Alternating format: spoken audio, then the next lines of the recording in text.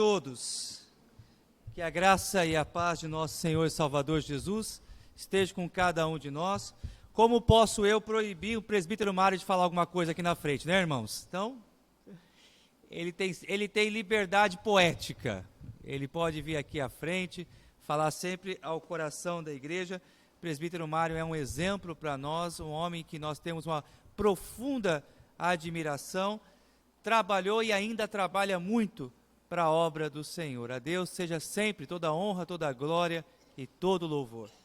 Meus queridos, nós nessa manhã, como já foi anunciado pelo nosso superintendente, pastor Gedaí, nós vamos falar sobre o presbiterianismo, como surgiu. Será uma aula histórica. Eu convido-os para que abramos a palavra do Senhor em Mateus capítulo 16, do versículo 13 ao versículo de número 18.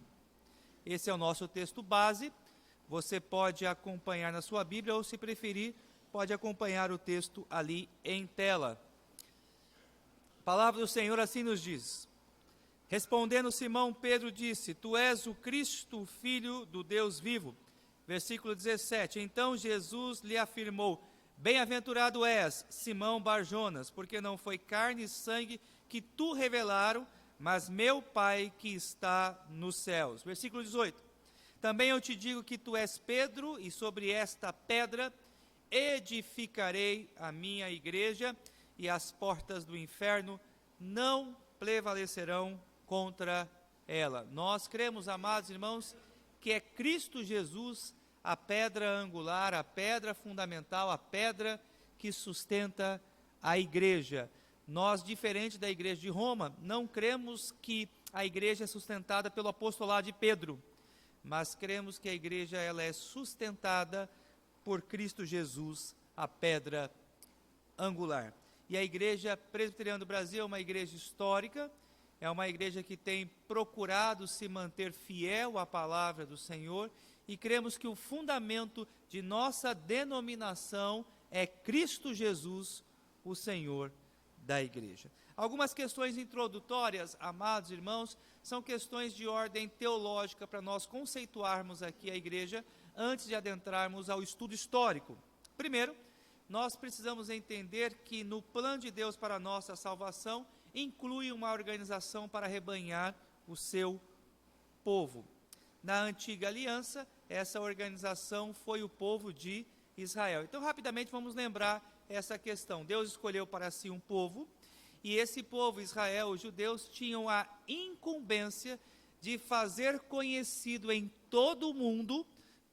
Melhorou bastante, obrigado, Valdir.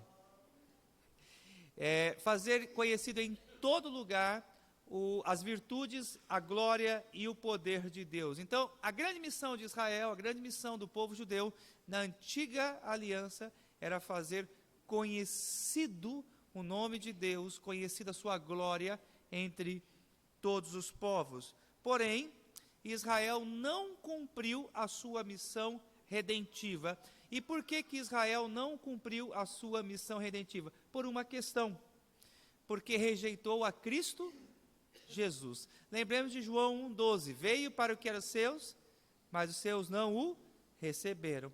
Então, o ápice da missão de Israel seria justamente receber, acolher a Cristo e entender Jesus como sendo o seu Redentor, o Messias esperado.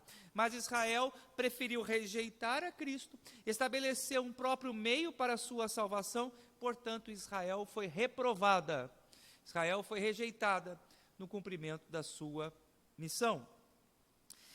Diante disso, então, Deus firmou uma nova aliança, e agora Deus não escolheu uma raça, uma etnia, um povo para si, mas Deus reúne pessoas de todas as nações, povos, para congregarem debaixo da sua mesma palavra, debaixo da sua mesma lei, e este povo é a igreja. Aqui nós estamos.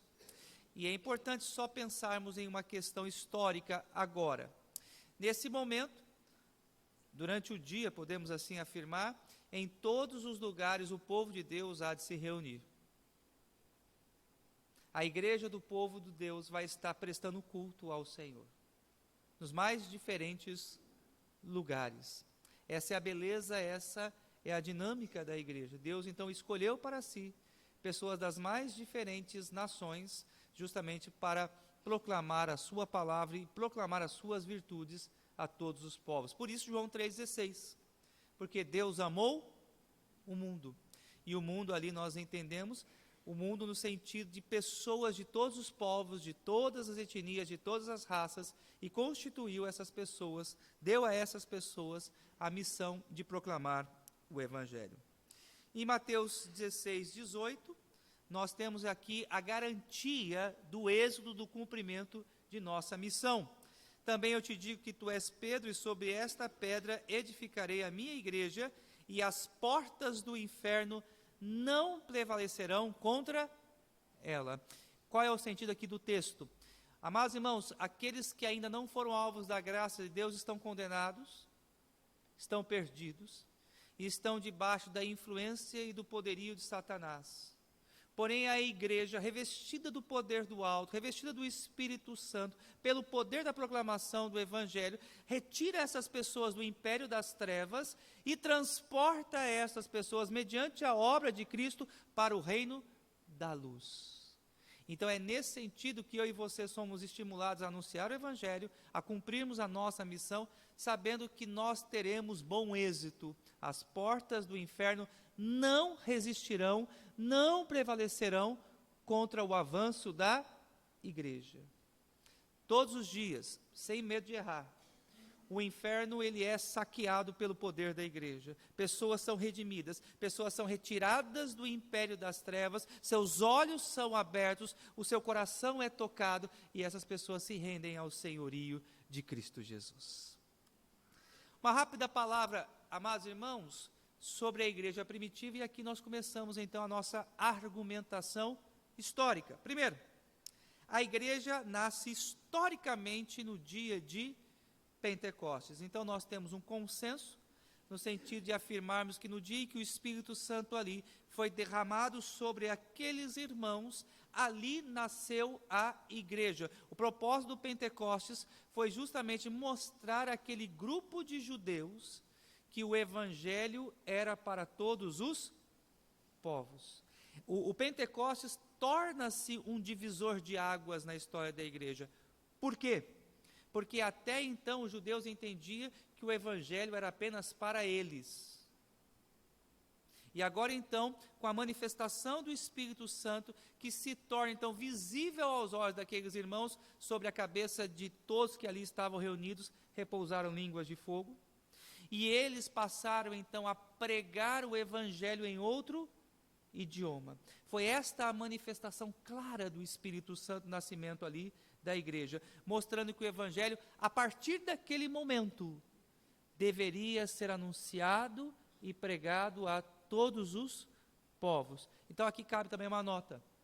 Diferente da interpretação pentecostal, nós cremos que o dom de línguas não é a manifestação de sons estáticos, sons estranhos, mas o dom de línguas foi a capacitação que Deus deu à sua igreja, no seu nascedouro, para que os judeus que ali estavam pudessem compreender que o Evangelho deveria ser pregado a todos os povos.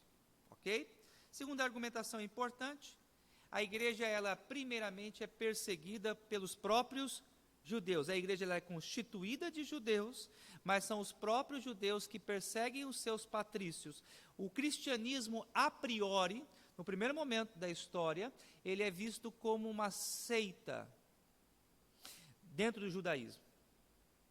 Então, a leitura que se faz historicamente é que o cristianismo nasce de um braço do judaísmo, e o cristianismo é um elo rebelde, podemos dizer assim, da religião da antiga aliança. E por causa disso, então, os nossos irmãos do passado, eles foram perseguidos e mortos. Lembremos que o primeiro mártir da igreja foi um diácono, Estevão.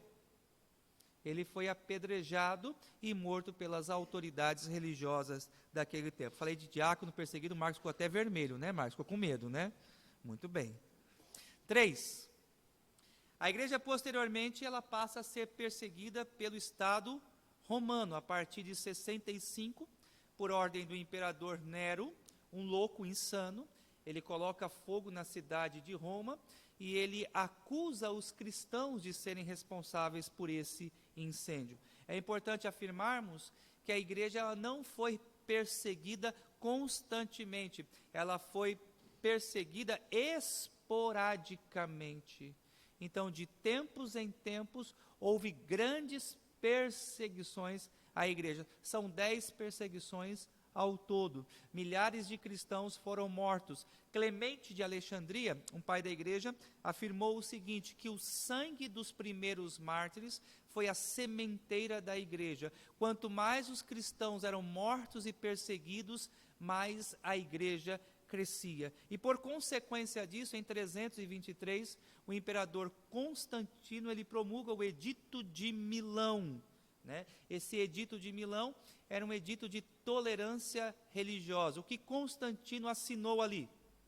Ele decretou que a partir então dessa data, não mais seriam perseguidos os cristãos ou qualquer pessoa de outra religião.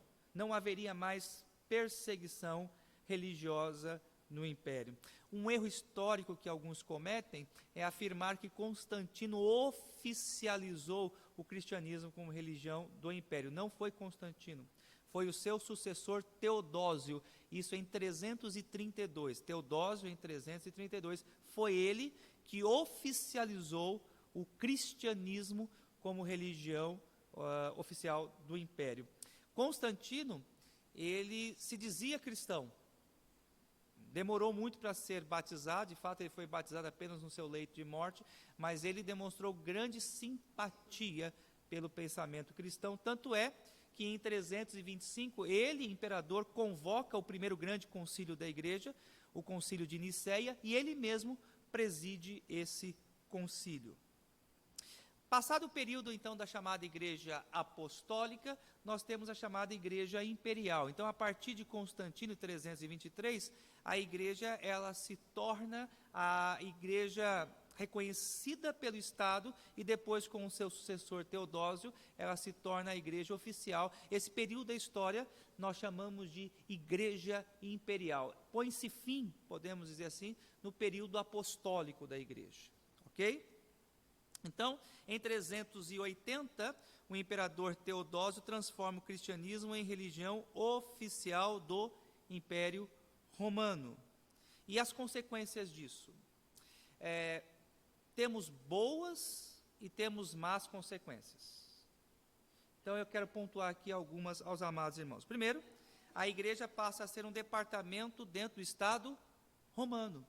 Então, os bispos da igreja, a própria igreja, ela começa a receber recursos do Estado. Então a igreja passa a receber donativos, ou uma taxa, podemos assim dizer, por parte do Estado para a construção de templos. Os sacerdotes recebiam do próprio Estado. Então a igreja passa a ser um departamento dentro do Império Romano. Segundo, e a igreja, por consequência disso, ela passa a receber em sua membresia vários pagãos. Então vamos entender aqui, dentro desse processo, o que aconteceu? A partir de 332 até 380, quando de fato é promulgado o Edito de Tessalônica, a igreja ela passa a receber vários pagãos por ordem, por decreto do imperador Teodósio. Então o que acontecia? As pessoas não tinham convicção de sua fé, não tinham entendimento da sua fé, mas agora, por uma questão de obrigação, por dever civil, elas se autoafirmavam que cristãos. E por consequência disso, vem uma série de práticas dentro da igreja, e eu vou pontuar algumas delas. Eu chamo essa parte aqui do nosso estudo essa manhã, dos desvios teológicos da igreja de Roma, ou da igreja imperial. Então, o primeiro grande desvio acontece já em 375, quando é instituído o culto aos santos. Só para a gente entender. Era muito comum no paganismo o culto aos ancestrais. Então, as pessoas acendiam velas, faziam oferendas aos seus antepassados. E agora eles chegam no cristianismo e eles encontram, entre aspas, um vazio religioso. E eles provavelmente se procuravam os pastores, os sacerdotes, e diziam: olha, eu estou tão acostumado na minha antiga religião a cultuar os meus ancestrais, a cultuar os meus antepassados, agora o cristianismo é uma religião tão vazia. Vocês ficam falando que é só Jesus o mediador, que Jesus é o único mediador. Como é que vai ficar então a memória dos meus antepassados?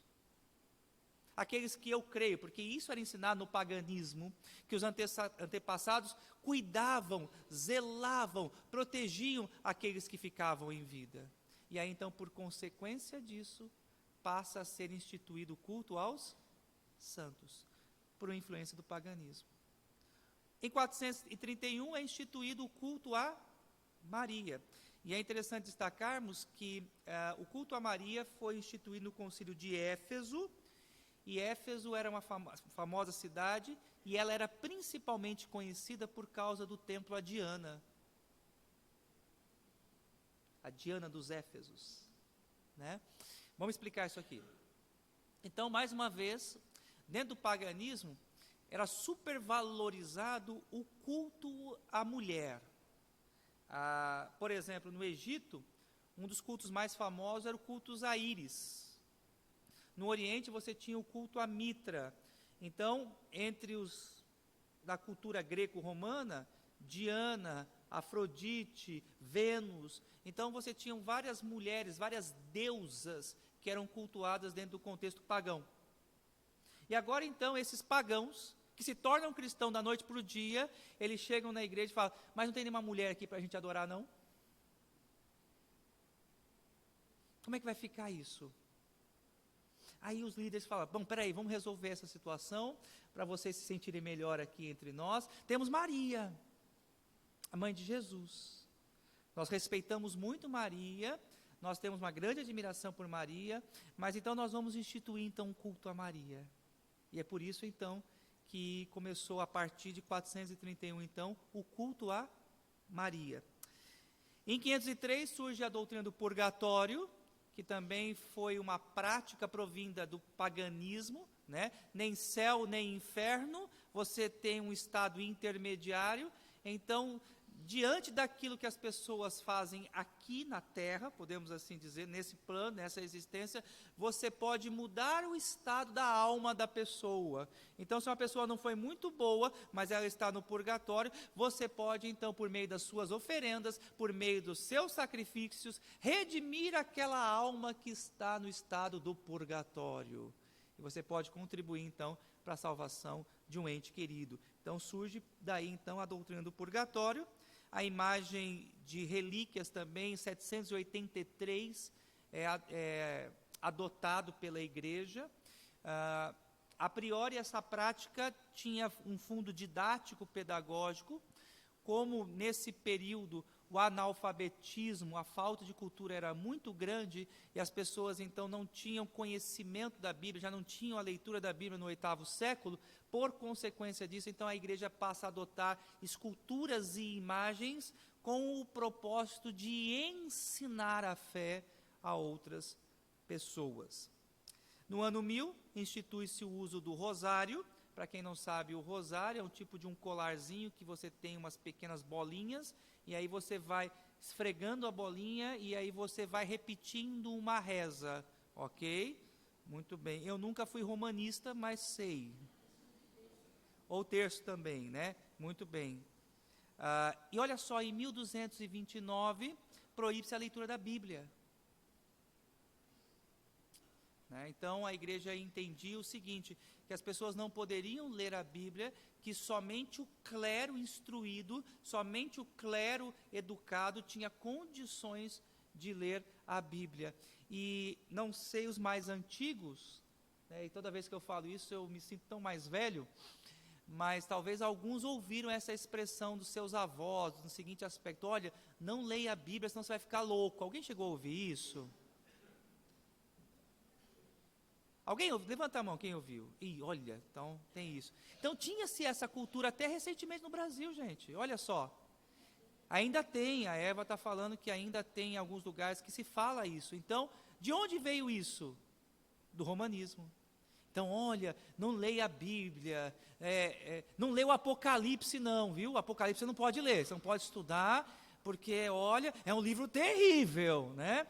Então, esse tipo de prática, esse tipo de ensino é proveniente do romanismo, ok? Muito bem. Uma questão histórica importante para nós definirmos é essa. A igreja de Roma é a igreja dos apóstolos? É a mesma igreja apostólica? E a nossa resposta é não. Afirmamos ali, destacamos que não. E quais são as razões? Eu quero fundamentar isso. Primeiro, a igreja dos apóstolos não adotou nenhum nome específico e nenhuma sede terrena, Roma. Podemos dizer que a nossa igreja, ela tem a sua sede celestial. E a nossa sede celestial é a Nova Jerusalém.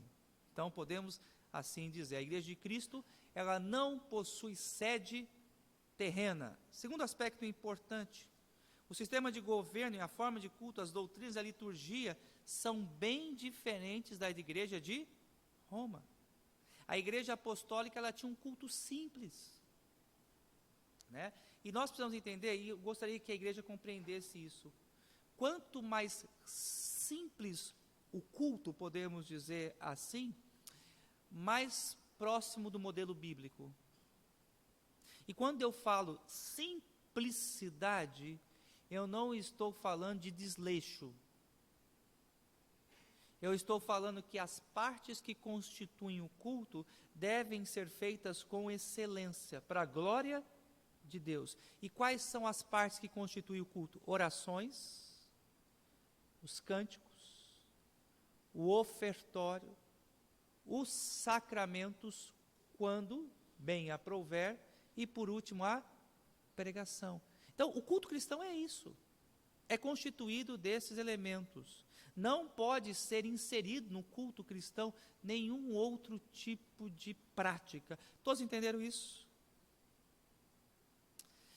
Outro ponto que nos difere: Cristo é o cabeça da igreja e não o apóstolo Pedro. A nossa interpretação de Mateus 16, 18 é essa, que quando Cristo ele fala para Pedro, ali tem aquele diálogo, Cristo está falando de si mesmo. Ele é a pedra, e não Pedro. Isso ainda fica mais evidente, porque em duas outras passagens, o próprio apóstolo Pedro fala que Cristo é a pedra.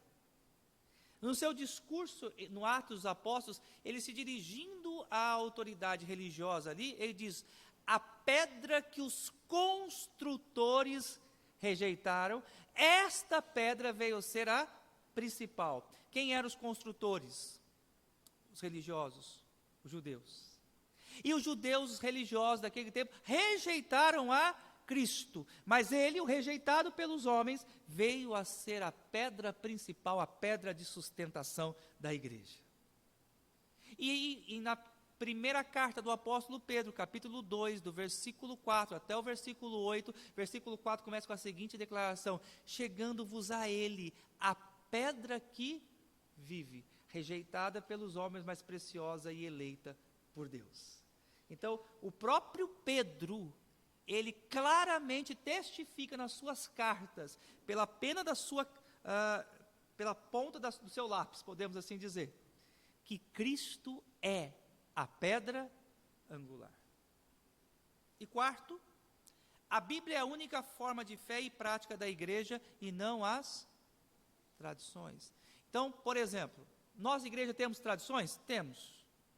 Nós igreja temos costumes? Temos. Mas nenhum dos nossos costumes há de ser superior ou suplantar as Escrituras. Ficou claro isso? A nossa única regra de fé e prática é a Bíblia. Nós temos os nossos símbolos de fé e nós temos os nossos símbolos de governo. Os nossos símbolos de fé são... Quem sabe quais são os nossos 3 símbolos de fé? Pode falar alto. Isso, catecismo maior e catecismo menor e a confissão de fé de Westminster. Então, esses 3 documentos são documentos que expressam que a nossa fé. São inerrantes? Possuem erros. Possuem erros. Eles não são inerrantes, eles não são infalíveis. O único livro que temos que é inerrante, que é infalível, é a Bíblia. Mas é o que nós cremos, é o que nós confessamos. Na Igreja Católica, só para que vocês possam entender, na Igreja de Roma, não gosto, eu tenho que me corrigir, me policiar. Por quê? Porque nós somos católicos também. Só explicando que a palavra católico significa, alguém sabe? Universal. Então, o termo correto é a Igreja de Roma, né? Porque nós somos uma igreja apostólica, alguém tem dúvida disso? Por que somos uma igreja apostólica? Porque nós estudamos a carta dos... Somos uma igreja católica porque somos constituídos de pessoas das mais diferentes etnias e raças. Católico significa universal. Só não somos romanos. Então, a Igreja de Roma, ela coloca a tradição da igreja em pé de igualdade com a Bíblia. E se você, por exemplo, questionar uma tradição à luz da Bíblia, a tradição suplanta a Bíblia. Deixa eu dar um exemplo. Nós não vamos encontrar na Bíblia que Maria foi assunta ao céu. Não há nenhum texto que fala sobre a ascensão de Maria. Mas todo romanista crê que Maria foi assunta ao céu. E se você perguntar qual é a base bíblica, ele vai dizer, não tem. Mas eu aprendi isso na igreja. Ficou claro isso a vocês? Então, as tradições e os dogmas da igreja estão em pé de igualdade, quando questionados, suplantam a autoridade bíblica. E, por isso é importante afirmarmos também que, como igreja, o que nos distingue é que nós cremos que a nossa salvação, ela está em Cristo Jesus, e não é a igreja, a denominação que nos salva. Para que você possa compreender, dentro da Igreja de Roma, a crença é que a igreja salva. E eu vou fundamentar isso. Talvez os mais antigos já ouviram a seguinte expressão: quando uma criança nasce, um romanista, provavelmente ele há de apressar os pais no sentido de batizarem os seus filhos. E por que pratica-se o batismo dentro da Igreja de Roma? Para que aquela criança não se torne o quê? Pagão. Nós batizamos nossos filhos, só que nós não batizamos os nossos filhos para a salvação. Nós não afirmamos que o batismo ele é redentivo. Nós batizamos os nossos filhos porque é um sinal. O batismo para nós é um sinal de que os nossos filhos pertencem ao povo de Deus. Ser presbiteriano não é garantia de levar ninguém ao céu. A nossa denominação não redime a ninguém. O que nos salva é a fé em Cristo. Ele é o nosso único Salvador, Ele é a nossa única esperança. Eu aproveito rapidamente. Irmãos, por favor, digam assim: nós nunca rebatizamos alguém. Porque falar a igreja presbiteriana rebatiza as pessoas. Nós não rebatizamos as pessoas. Por quê? Nós cremos que as pessoas que são batizadas na Igreja de Roma nunca receberam o batismo cristão. Ficou claro isso? Vou repetir. Nós cremos que as pessoas da Igreja de Roma nunca receberam o batismo cristão. Porque os elementos, ou as características, ou as marcas, ou atributos, você escolhe aí o termo, que identificam uma verdadeira igreja, já não se fazem mais presente na Igreja de Roma.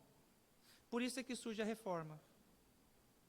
E por falar em reforma, vamos ao contexto da reforma protestante.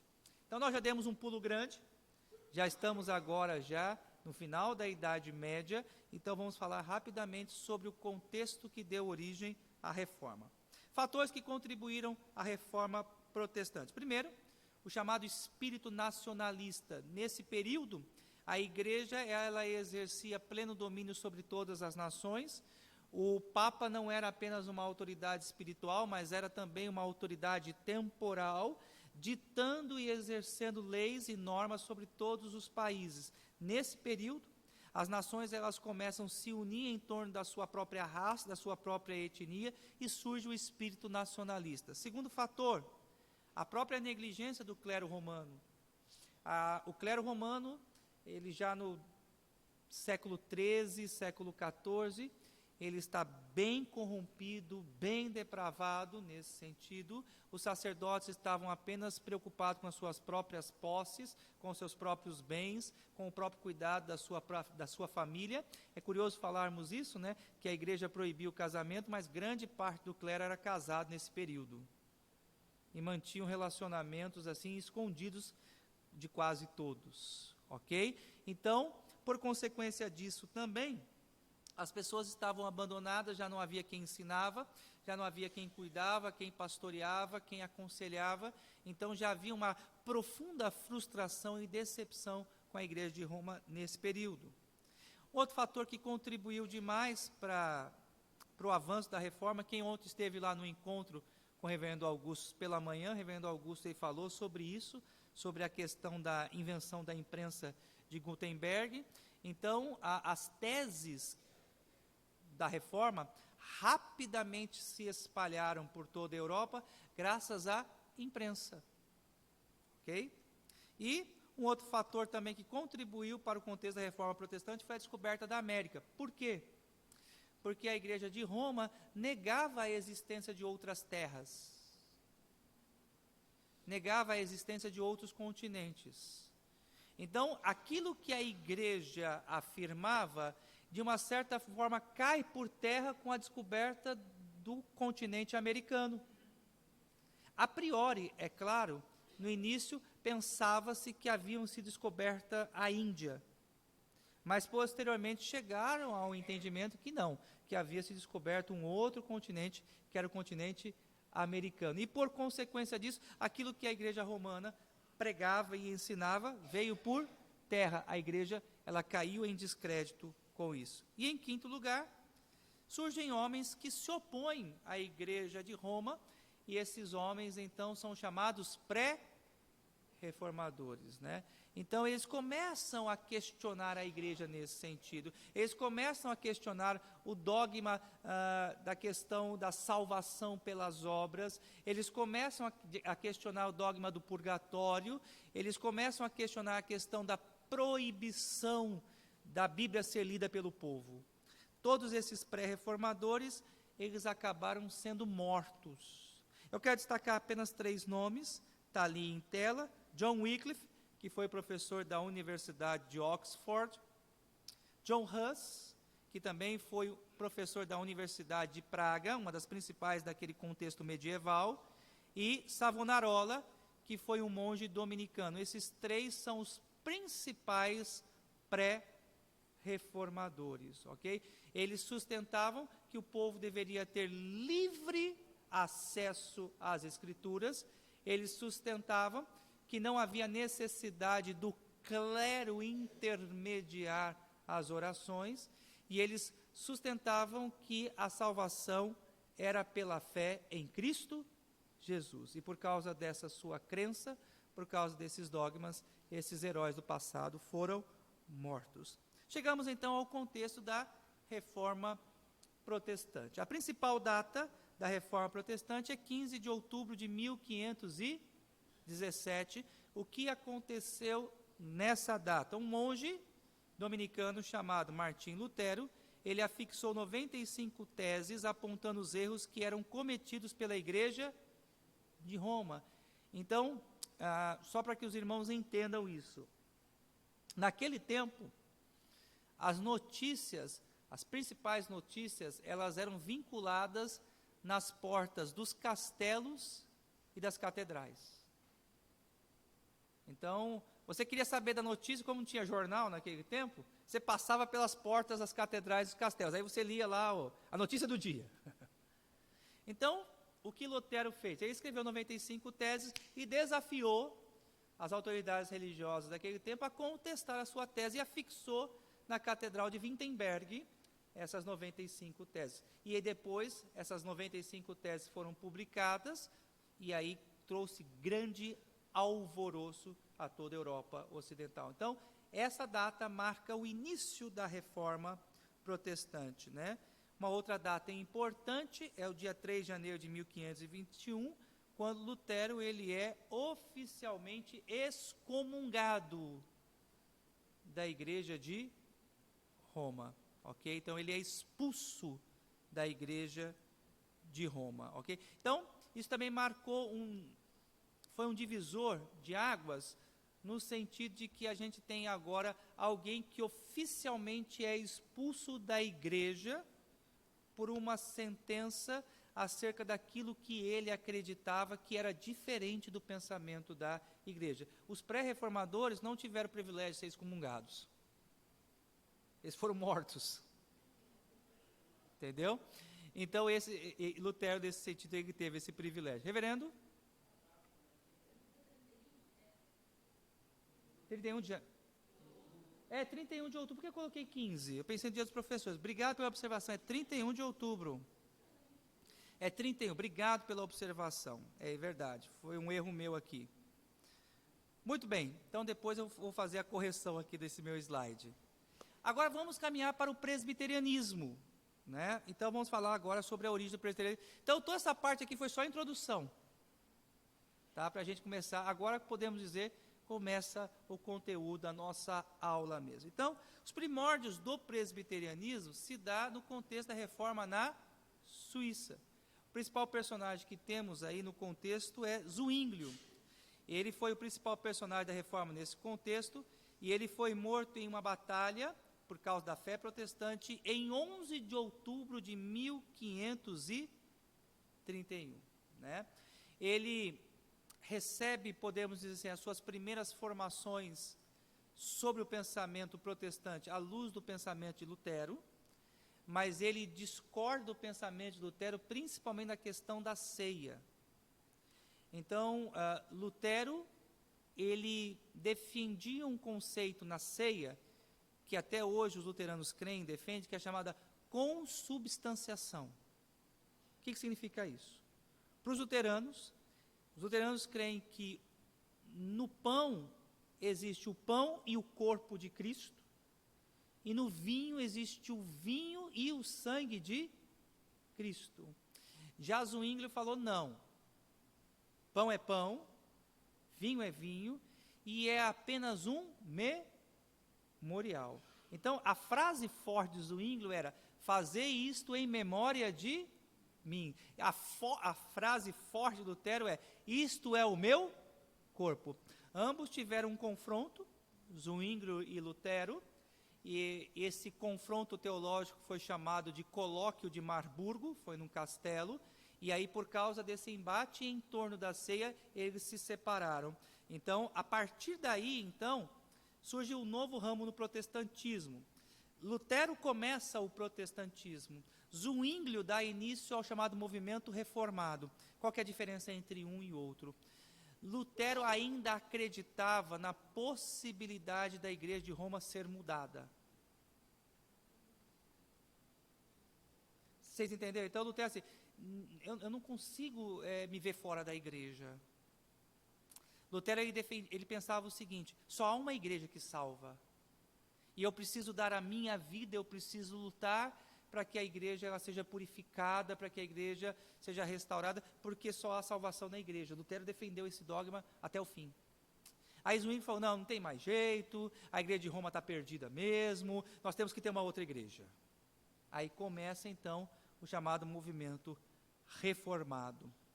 E Zwinglio só teve bom êxito porque alguns estados da Suíça, a Suíça nesse período era dividida em 13 estados, e 6 estados apoiaram as teses de Zwinglio. Né? Na Suíça, os estados recebiam o nome de cantões, são os chamados cantões suíços. Então, por causa disso, então, por apoio dos governantes, ele teve, então, certo apoio para levar à frente os seus ideais. Mas, numa batalha com outros estados da Suíça, que eram católicos romanistas, ele acabou sendo morto. O seu pensamento é importante, influenciou 2 grandes líderes também, chamado Guilherme Farel e o próprio João Calvino. Então vamos falar um pouquinho sobre Calvino, que dentro do presbiterianismo é o personagem mais conhecido. Então Calvino foi um importante professor e teólogo cristão de nacionalidade francesa. Ele nasceu na cidade da França de Noyon em 10 de julho de 1509 e faleceu em Genebra, Suíça, no dia 27 de maio de 1564. Ele viveu pouco tempo, 55 anos, mas ele teve uma grande contribuição histórica. A capacidade de produção de escrita de Calvino é algo que surpreende a todos os estudiosos até o dia de hoje. Calvino teve um papel histórico fundamental no processo da Reforma Protestante. Ele foi o iniciador do movimento religioso protestante conhecido por calvinismo. Então, vamos também rapidamente pontuar aqui algumas diferenças do pensamento de Zwinglio e de Calvino.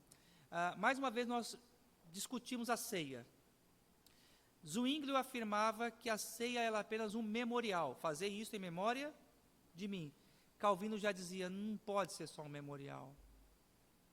E por que ele dizia isso? Porque quem come e bebe sem discernir, come e bebe o quê? Se é apenas um memorial, é algo que apenas traz a memória, não poderia ter implicações espirituais. Não poderia trazer juízo. Então, Calvino, como nós também cremos, vê a ceia como chamado meio de graça. O que significa isso? Se eu participo de forma digna, a minha fé em Cristo Jesus, ela é fortalecida. Se eu não participo de forma dignamente, eu trago condenação para a minha vida. Rapidamente, um resumo das principais ideias de Calvino. Até os 24 anos de idade ele era católico, e em 1533 ele se converteu-se ao protestantismo. Foi perseguido na França, e em 1536 ele fugiu para Genebra. Suas principais ideias são: Deus é soberano sobre todas as coisas. Então, o principal ponto do calvinismo não é a doutrina da predestinação. Então, algumas pessoas de forma equivocada, quando pensam em calvinismo e por consequência disso pensam em presbiterianismo, pensam em doutrina da predestinação. Não. Nossa principal doutrina é a doutrina da soberania de Deus. A predestinação ela é sustentada pela soberania de Deus.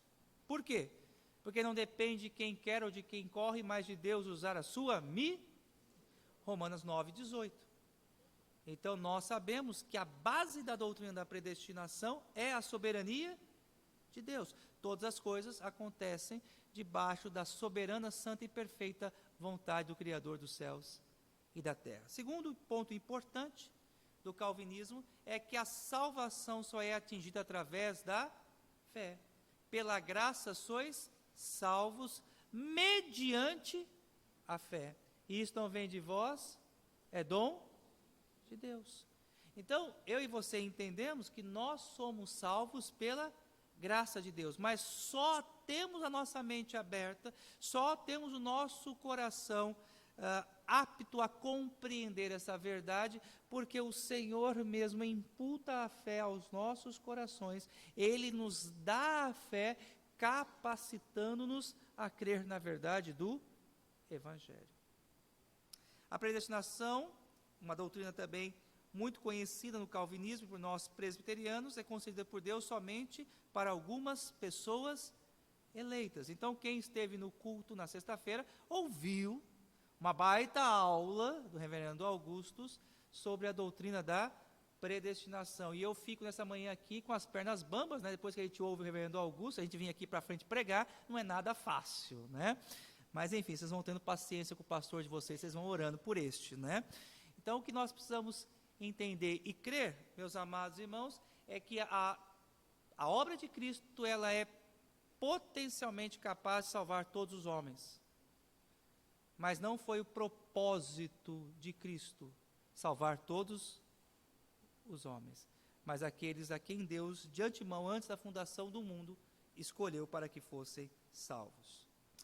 Cremos também que todo homem é pecador por natureza. Então o homem não nasce uma folha branca, ele não nasce isento de pecado, pelo contrário, o homem ele já nasce condenado, o homem já nasce corrompido, o homem ele já nasce tendencioso para o mal. Por exemplo, a Igreja de Roma, ela defende a ideia de que a criança ela nasce pura, inocente. Já ouviram isso? Né? Inocente, né? Tem até de vez em quando os presbiterianos que dão uma escorregada nisso, né? Ah, olha o bebezinho, que coisa mais fofa, né? É inocente. Não é inocente. É um pecador. E faz birra, chora, esperneia e manipula, porque é o quê? Pecador. Isso fica muito claro porque nós não precisamos ensinar os nossos filhos a fazer o que é errado. Eles já nascem programados, o seu DNA, já são capacitados, habilitados a fazer o que é mal.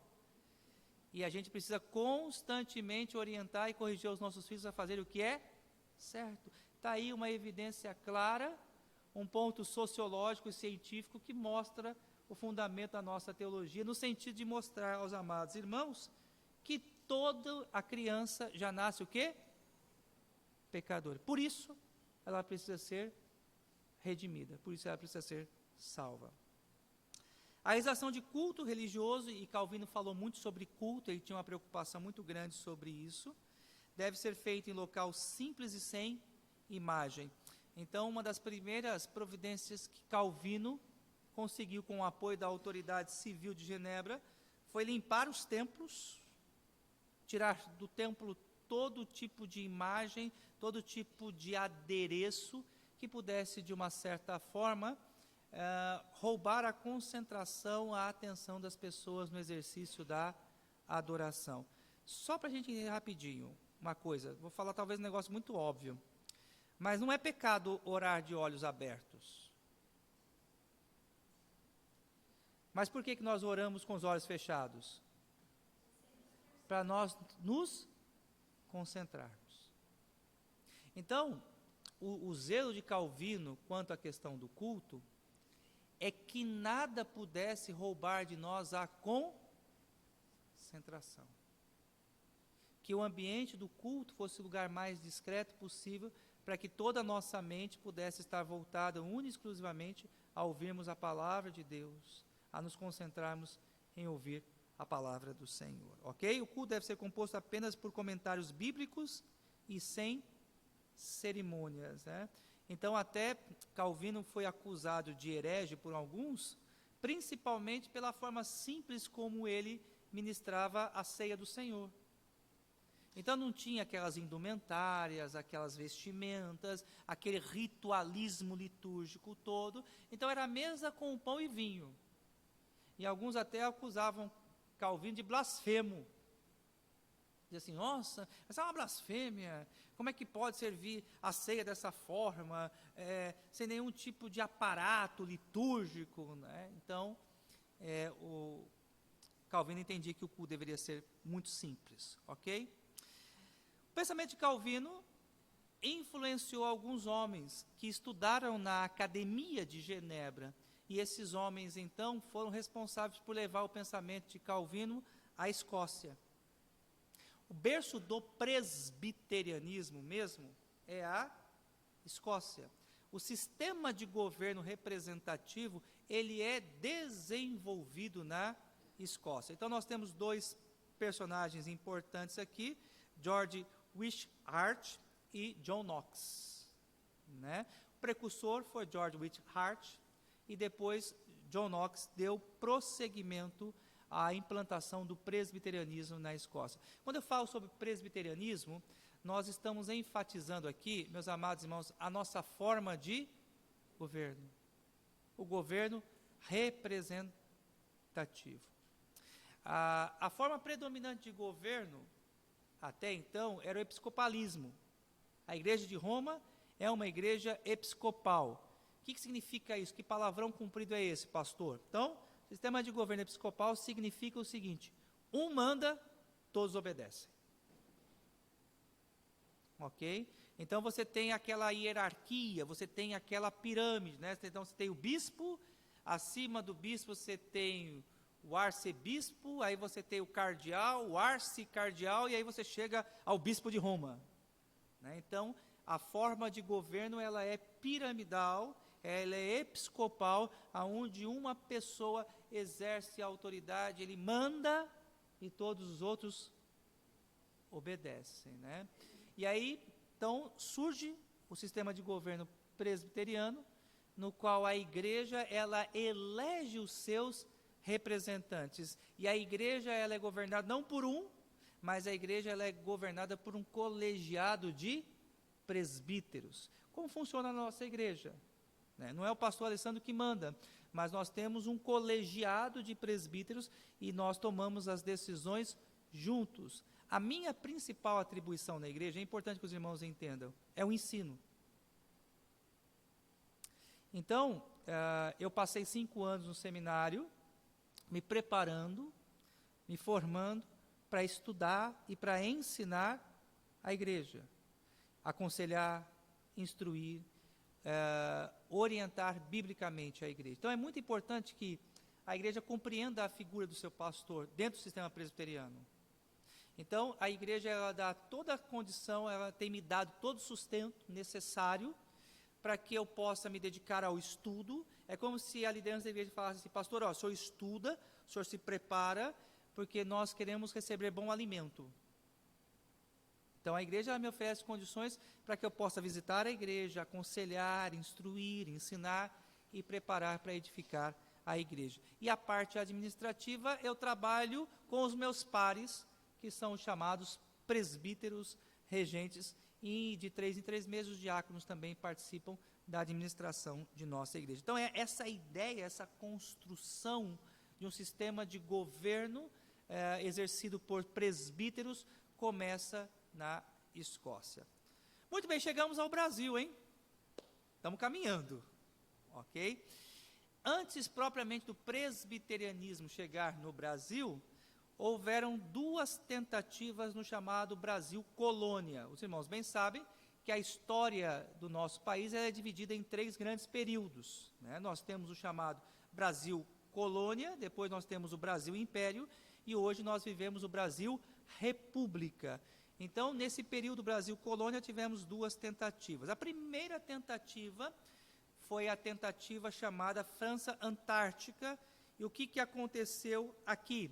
Os franceses tentaram invadir o Brasil. Vocês sabiam disso?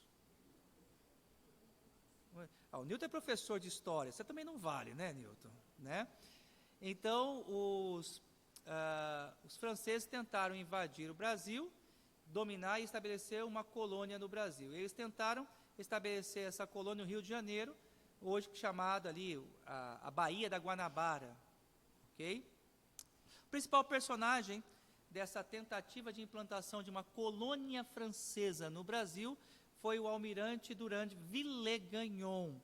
Ele escreve até uma carta a Calvino nesse período, e ele solicita então a Calvino que envie pastores para o Brasil, com o intuito de serem os educadores dessa colônia, ok? O local, já falei, Guanabara, Rio de Janeiro.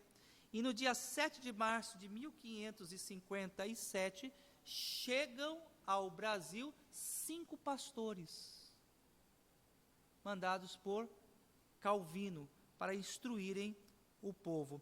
E no dia 10 de março de 1557, uma data extremamente importante para nós, foi celebrada a primeira Santa Ceia nos ritos reformados no Brasil.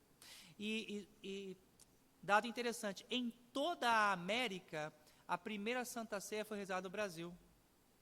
Porque os irmãos bem sabem que a colonização dos Estados Unidos, da América do Norte, foi 100 anos depois. Né? O Brasil começou a ser colonizado a partir de 1500, e aí em 1613 é que começa sendo colonizados os Estados Unidos. Né? Então nós temos 100 anos à frente da América do Norte. Né? Então, nesse período aqui, 10 de março de 1557, é celebrada a primeira ceia. Mas um fato histórico mais importante do que esse, é que também esses pastores começaram a ter uma certa divergência teológica com Villegagnon. E mais uma vez, olha só que curioso, em torno da ceia. Villegagnon não admitia que o cálice fosse dado a todos. Para ele, só os pastores poderiam participar do cálice, e que a membresia participar do cálice, aquilo era uma blasfêmia. E aí, por causa principalmente desse, mas tivemos outros pontos também, surgiu um documento extremamente importante. Se você quiser, por gentileza, faça isso, eu te desafio na hora do almoço a fazer. Vai na internet e digita lá Confissão de Fé de Guanabara, você pode baixar, não é pirataria, porque está disponível gratuitamente, e você pode ler esse documento. Esse documento, a Confissão de Fé de Guanabara, foi o primeiro documento histórico feito por reformadores no Brasil.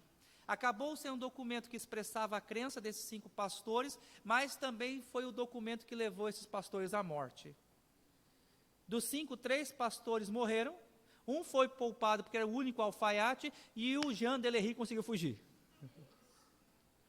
Né? E graças à sua fuga, o Jean Delery escreveu essa história chamada A Tragédia da Guanabara. Aí você tem que comprar o livro, tá? É o livro da nossa editora. Se você quiser, depois você liga na secretaria, na segunda-feira, você pode fazer a encomenda desse livro, chamado A Tragédia da Guanabara. Foi escrito por uma testemunha ocular, que foi o Jean Delery. Ok?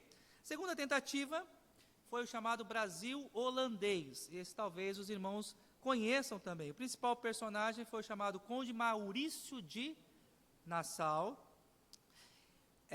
O local onde passa essa narrativa foi em Recife. Recife é o principal lugar, mas o mapa mostra ali, né, aquela região em roxo, pena que está pequeno o mapa, mas foi ali o lugar onde se estabeleceu uma colônia de holandeses que tentou invadir o Brasil, né? O período da ocupação foi de 1630 a 1654, e nesse período foi estabelecida uma religião no Brasil chamada a Religião Reformada da Holanda. E só para informação de vocês, foram estabelecidas 22 igrejas reformadas no Nordeste. Ainda existem algumas ruínas. No nosso seminário, no Recife, o SPN, o reverendo estudou lá, né, no SPN, né? Não sei se é do tempo do irmão, mas tem um acervo histórico lá ainda, tinha um pequeno museu na época do irmão, né? E, salvo eu me engano, eu nunca estive lá, mas eu morro de vontade. Se alguém quiser pagar uma passagem para ir para o Recife, eu agradeço, que eu quero conhecer lá. Também, se eu for à praia, vocês não vão ficar bravos comigo, mas eu quero conhecer lá pessoalmente. Ali tem um acervo histórico desse período, algumas relíquias desse fato histórico aqui, né? Foi constituído um presbitério no Brasil nesse período. Dessas 22 igrejas reformadas, tivemos um presbitério ali. Mas tanto da França Antártica quanto do chamado Brasil holandês, não restou nada. Por reação romana, todos os, grande parte, podemos dizer assim, né, do legado, das construções, foram destruídas e queimadas. Tá? E aí, então, só quase 200 anos depois, é que nós temos a definitiva implantação do presbiterianismo no Brasil. Uma rápida consideração aqui. A partir de 1810, por pressão econômica, Dom João VI, na verdade não foi Dom João VI, foi o Marquês de Pombal, ele começa a estabelecer relacionamento com as outras nações, porque nesse período estoura a guerra na Europa, a guerra napoleônica. Dom João VI vem para o Brasil, transforma o Brasil em vice-reino. O Marquês de Pombal se torna seu principal líder político no Brasil, e tendo em vista a necessidade de estabelecer relações comerciais não só com nações católicas romanas, mas com protestantes, abre-se os portos do Brasil, isso em 1810, para que ingleses, principalmente os ingleses, viessem para o Brasil. Então, a partir dessa data, começam a chegar os primeiros colonos protestantes ao Brasil. Só que de 1810 até 1859, esses colonos, eles implantaram no Brasil o chamado protestantismo colonial. Era fechado. Eles não tinham o desejo de pregar o evangelho aos brasileiros. Então, você tem já, antes da chegada de Simonton, várias colônias protestantes no Brasil, mas fechadas, ok? Simonton, de fato, que vem com a mente para plantar uma igreja para os nacionais, para os brasileiros, ok? Então, o principal personagem da implantação do presbiterianismo, já falei, Ashbel Green Simonton. Ele formou-se no seminário de Princeton, nos Estados Unidos. Ele ouviu um sermão de teologia pregado pelo célebre pastor Charles Hodger, e, movido por aquele sermão, ele se dispôs a se colocar, a se oferecer como missionário da Junta de Missões norte-americana. Ele era membro do presbitério de Carlisle, e ele fazia parte da igreja presbiteriana dos Estados Unidos, da região norte. Por causa da escravidão, surgiram duas denominações nos Estados Unidos, a Igreja Presbiteriana do Norte e a Igreja Presbiteriana do Sul. A Igreja Presbiteriana do Norte era a favor da abolição, e a Igreja Presbiteriana do Sul era escravista. Por quê?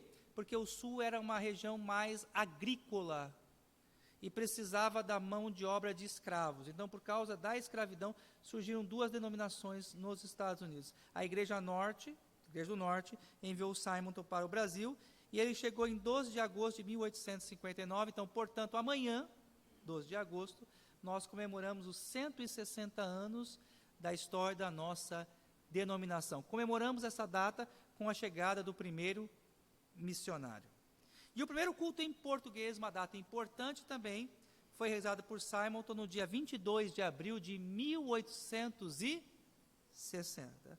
As principais realizações de Simonton no seu período do Brasil. Primeiro, foi a organização da Igreja Presbiteriana do Rio de Janeiro em 12 de janeiro de 1862. Então, os irmãos observem que, de fato, em um rápido período, Simonton já conseguiu implantar uma igreja no Brasil. É claro que, na verdade, nós sabemos que foram dois os primeiros conversos, foi um norte-americano e um português, mas, enfim, começamos a igreja em 1862.